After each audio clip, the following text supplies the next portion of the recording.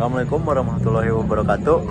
Perkenalkan, nama saya Doni Julio Diwes dari program studi Sosiologi kelas 2E dengan NIM 12480301449 Universitas Islam Negeri Sunan Gunung Jati, Bandung. Nah, di sini saya akan mewawancarai seorang narasumber. Boleh diperkenalkan nggak nama kamu? Perkenalkan, nama saya Sandra Rasifah. Saya dari Tadris Bahasa Indonesia UIN Sunan Gunung Jati, Bandung. Oke, izin klarifikasi dulu teman-teman dan dosen. Sebenarnya beliau ini adalah salah satu teman saya yang pernah bercerita kepada saya yang dia pernah mengalami yang namanya toxic friendship atau enggak toxic dalam pertemanan. Boleh diceritakan? Kok langsung sih? Oke, jadi menurut kamu itu apa sih artinya toxic friendship menurut kamu? Toxic friendship menurut aku itu dimana kita saat berteman gitu ya, kita itu nggak ada rasa nyaman, nggak ada rasa tenang saat berteman gitu. Pokoknya kan yang seharusnya berteman itu kita senang-senang bareng gitu ya. Tapi kalau di toxic friendship itu menurut aku kita nggak menemukan kebahagiaan di situ saat berteman tuh nggak ada gitu. Oh iya, oke. Jadi tapi kamu pernah mengalami hubungan pertemanan yang gak sehat kayak gitu? Pernah waktu SMP. Oke, boleh nggak ceritain pengalaman kamu itu gimana? Boleh. Jadi sebenarnya kita tuh satu kelas waktu SMP. Oke. Dari kelas 7, 8 sampai 9. Nah, pada saat kelas 7 itu kita orang teman aku ini yang toksik itu, Ya. itu kan murid baru. Oh, itu ya. baru datang di kelas 8. Oke. Di situ pas saat kelas 7 pertemanan aku waktu di kelas tuh ya udah biasa-biasa aja. Aku nggak ngerasain ada toksik gitu ya. Aku masih kayak nyaman-nyaman aja. Iya. Cuma pada saat kelas 8 ada seorang ini masuk ke kelas. Terus waktu itu kan aku berteman tuh berempat. Nah, tiba-tiba datang satu orang ini. Nah, apa ya? Jadi pada saat itu awal mula sebenarnya waktu awal-awal kelas 8 dia masuk ke, mungkin kalau sekarang namanya circle. Ya, circle. Ya. Ya, sekarang circle. Jadi waktu itu pas seorang ini masuk ke circle, itu awal-awal ya udah biasa aja gitu kan. Ya, ya. Kantin bareng, ngobrol, ngerjain tugas bareng. Cuman lama-kelamaan satu orang teman ini agak berbeda gitu. Dimana dia itu sering menghasut teman yang lain untuk benci ke aku gitu. Oh, ya. Ya, jadi aku nggak ada salah apapun. Orang ini tuh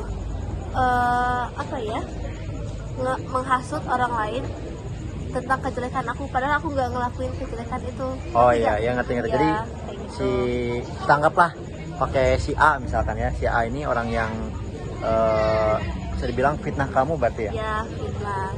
Itu sering banget. Terus kan waktu itu kalau nggak salah aku lupa, tapi kalau nggak salah ya berlima gitu. Nah, aku sama temen aku yang sampai sekarang masih berteman itu sering banget ya adu domba gitu loh. Oh, sama iya. satu orang ini. Ya intinya di circle itu tuh nggak nyaman. Terus sampai kita sering banget slack gitu. Entah aku disindir lah, aku tiba-tiba dijauhin. Padahal aku kayak kaget gitu, kenapa hari ini baik-baik aja tapi besoknya tiba-tiba dijauhin, tiba-tiba aku gak diajak ke kantin kayak gitu. Itu sih yang pernah aku alami menurut aku. Oh iya. Terus perasaan kamu waktu kamu berada di situasi toksik tersebut kayak gimana? Perasaannya kalau dulu pas kelas 8 tuh aku masih nge-stuck aja gitu ya, nggak ikut organisasi apapun. Terus perasaannya pada saat kelas 8 itu kalau ke sekolah tuh ada rasa takut karena aduh aku nanti di kelas bakal diapain ya, aku Oh, iya, disindirin iya, gak iya. ya, aku diajak ke kantin gak ya, aku diajak Oh ngobrol iya. gak ya. Iya, ngerti. Jadi Berarti intinya, tekanan itu kan? iya, ke pressure gitu, Iya, kayak iya. jadi takut aja gitu Iya, iya. mau ke sekolah padahal gak ada salah apa-apa. Terus dampak dari toxic pertemanan kamu itu kayak gimana? Kalau dampak yang jangka Kayak- panjang itu nggak ada sih, karena aku Kayak- sampai ini pun udah move on gitu. Kayak ke emosional atau enggak ya mental kamu ada dampaknya nggak? Oh, kalau waktu itu pas kelas 8 9 itu dampaknya ini banget sih, kerasa banget. Ya aku jadi nggak pede aja gitu di sekolah, nggak pede buat tampil. Pokoknya ke sekolah tuh tiap pagi-pagi bangun tidur tuh kayak aduh mau ke sekolah tapi takut gitu. Oke. Terus dari circle kamu itu kan ada berapa orang tadi? 4 orang ya? 5 atau 4 orang. 4 orang. Terus itu ngaruh nggak hubungan kamu ke yang lainnya?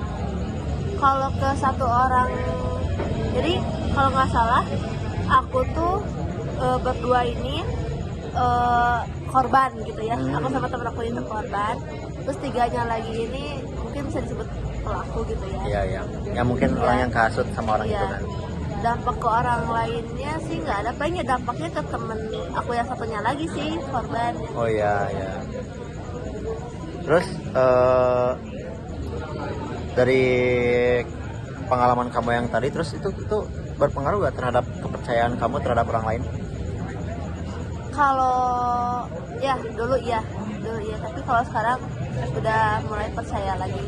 Oh gitu. Waktu dulu waktu mau ke SMA, pas naik kelas, aduh aku tuh masih ada rasa takut.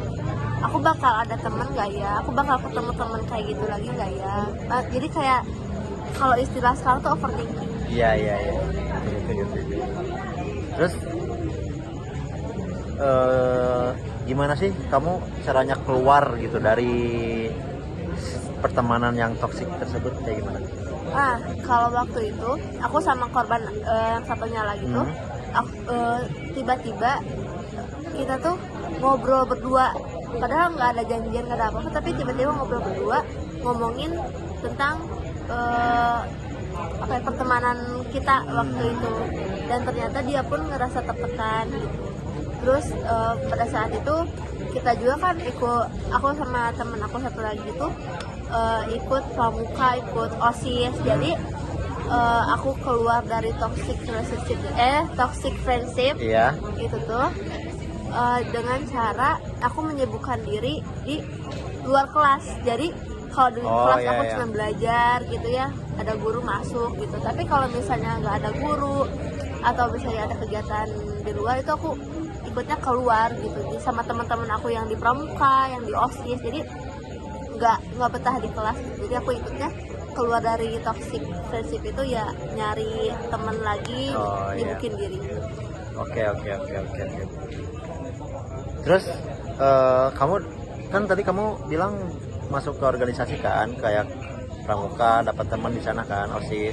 Nah, dari sana, dari mereka kamu dapat gak pertolongan dari mereka? Oh, dapat banget bahkan aku ngerasa beruntung gitu. Aku ikut pramuka, ikut OSIS, karena di organisasi, dari 2 organisasi itu aku benar-benar ngerasa aman gitu ya, ngerasa seneng aja gitu. Jadi aku ngerasain yang kayak gini loh berteman gitu. Oh iya kayak gitu ya. Terus menurut kamu nih, kan kamu udah pernah menghadapi situasi tersebut, terus kalau misalkan kamu ketemu lagi orang yang kayak gitu, atau mungkin kamu ya amit-amitnya ya kamu berada di situasi yang sama kayak waktu SMP, nah gimana sih kamu cara menyikapi atau menghadapinya, kayak gimana?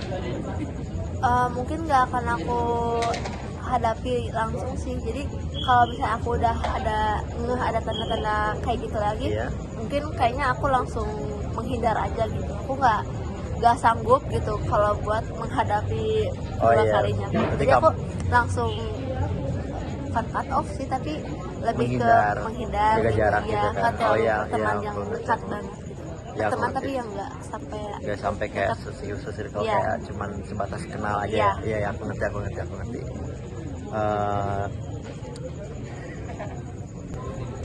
Eh, Oke, kayaknya kita udah sampai di akhir wawancara. Terima kasih banyak ya buat kakak Sandra, makasih banyak.